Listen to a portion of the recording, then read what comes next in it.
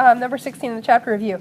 They tell you you want to make 1 liter of a 3.5 molar solution of H2SO4. This is sulfuric acid. 3.5 molar sulfuric acid will eat your face off. Okay, not really. But anyway, it's some nasty stuff. So how many, okay, what's the solvent? What's the solute? Is that part confusing? So you're making a solution of H2SO4 in general. So let's talk about general sort of terminology and nomenclature. I'll take an image of the question. So H2SO4, and if you already knew it off the top of your head, that's great. And if you looked it up, that's great. H2SO4 in aqueous solution is sulfuric acid. So it's, like I said, a pretty nasty acid. All acids are aqueous solutions. And you'll know why next week, because we're going to do ions in aqueous solution. So what is this chemical compound? If you just look at H2SO4, what is that? It's hydrogen sulfate. Yeah, it's a sulfate ion bound to 2 hydrogens. If you just have the dry chemical H2SO4, that's not sulfuric acid. It's hydrogen sulfate. You put hydrogen sulfate in aqueous solution, you now have sulfuric acid. And we'll, like I said, we will talk a little bit next week about why that is. So, what's the solute? H2SO4. That's the thing that you're putting into solution.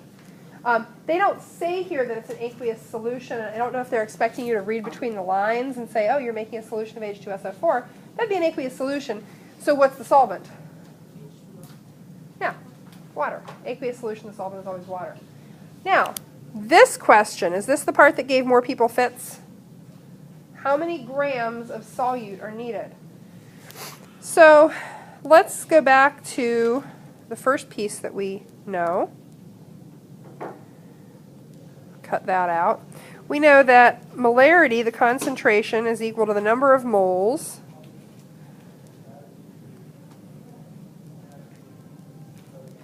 divided by the volume, which has to be in what? Yeah, liters. So, which information are you given here? And which information do you need?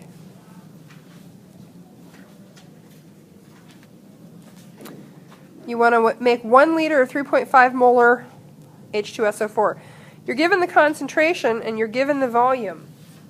Is what you're asked for the number of moles? No, it's not. But what you're asked for requires you to get the number of moles, because you're asked for grams of the solute. So you have to first know how many moles of the solute you're going to get. Then what are you going to do with that number?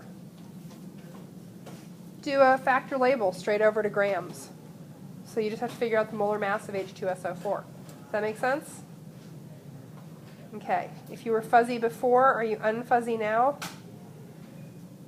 Scale of 0 to 5, where 0 is I'm so fuzzy, I'm a sweater that desperately needs to be depilled, and 5 is smooth as that desk surface. Thought I was going to say baby's butt, didn't you? Okay. So 3s, 4s. I want you to try that one on your own, having had that explanation. Okay, any other questions before we quiz, before we fippity? E. Okay, 18D. B. Oh, what are the products of the solution? Huh? Wait a second. Oh, you know what?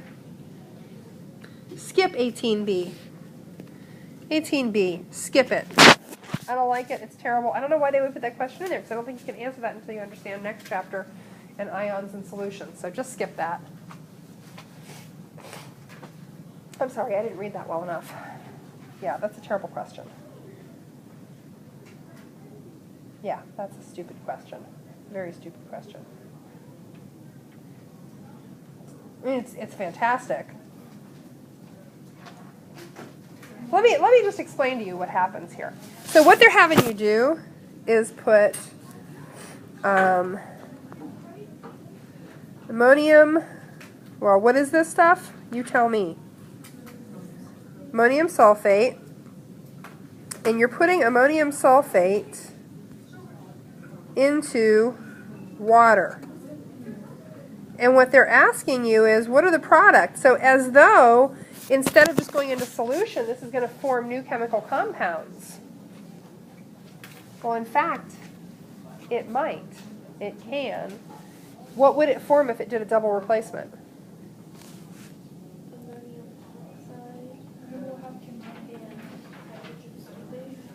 Yeah, and what you wouldn't know is that it actually forms ammonium hydroxide, and it forms H2SO4. So what is that?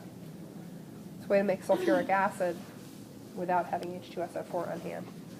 So yeah, but terrible question. I don't really think that you can start to address that until we get into the ions in solution. Okay, other questions on these? Gesundheit. Okay, let's FIP. So on the FIP quiz, most people got the first one right. That was pretty easy. You've got the volume of solution. You've got the number of grams of calcium chloride. Most of you realized you had to convert to the number of moles. And you've then got volume, and you've got number of moles. It's pretty easy to get molarity. Good. The second one was one that gave people a lot of problems, and surprisingly, the biggest problem was not chemistry. You tell me what the biggest problem was. Algebra. And this is the thing I say again and again and again. Solving for something in the denominator, like volume there, is the thing that trips up more people than anything else. So if you are somebody who falls into that trap, do it the long way. So m equals n over v, multiply both sides by v so that you no longer have a fraction. M times v equals n, and then to solve for v, all you have to do is divide n by molarity. But a lot of people flipped that, so that was a really common mistake. So the correct answer was you need 0.31 liters of this solution to get the amount of barium nitrate you need. Okay, easy. And that, like I said, most people got the number of moles of barium nitrate. Where they had a problem was with the algebra. So that was pretty common. Okay, the last one a lot of people got, basically there were a lot of 2 out of 3s, and most of the people with a 2 out of 3 missed the middle one. That's fine. On the last one, you're making up 250 milliliters of 1 molar potassium chloride. How many grams of potassium chloride do we need? You have to figure out the number of moles of potassium chloride, which most people did, and then convert that to a number of grams. The problem was that the person who wrote this problem only gave you 1 sig fig, 0.1 molar. So 2 grams of potassium chloride is all you can say with any level of precision. Questions on that? I'll post the key online. I'll scan it and put it on Classroom. Why would you not use that too? You would, but you always use the least. So, yeah, because as I was looking at it to do my answer, I went like, oh, cool, I've got 4 sig figs. Oh, wait, no, I don't, because any number that's gone into your calculations, and I even accidentally wrote in there 0.10, which would give me 2, but no, you only have 1 sig fig there. Let me real quickly show you the back. On Monday, we're going to grade your homework. We're going to talk a little bit more about the sort of bonus challenges on this, and that'll pretty much be it for this chapter. You will have a quiz on Tuesday, very light conceptual and workout, like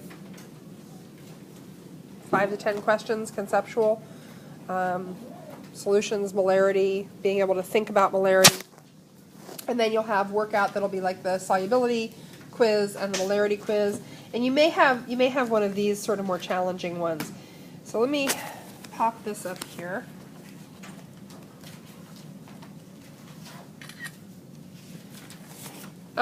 What I realized is I really didn't give you enough information to do a good job solving the last one.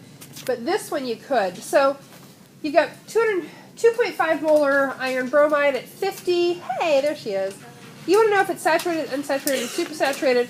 Now, assuming that 88% of the volume is water, what I did, because I was making this problem in study hall yesterday, I went through and I looked at the density of iron 2 bromide. And I said, okay, well, 1 cubic centimeter of iron 2 bromide would have what mass? So for this mass of iron 2 bromide, how much space would that take up? So anyway, that's a long process. So what I did was I figured out how many grams of iron 2 bromide would be in 1 liter of this solution. Okay? And knowing that I've got 539.1 grams of iron 2 bromide in this solution, I then can say, okay, well, if I have 1 liter of this solution and it's 88% water, that means 0.88 liters of that is water. And I go from there. I'll post the key. Have a wonderful weekend, folks. Enjoy.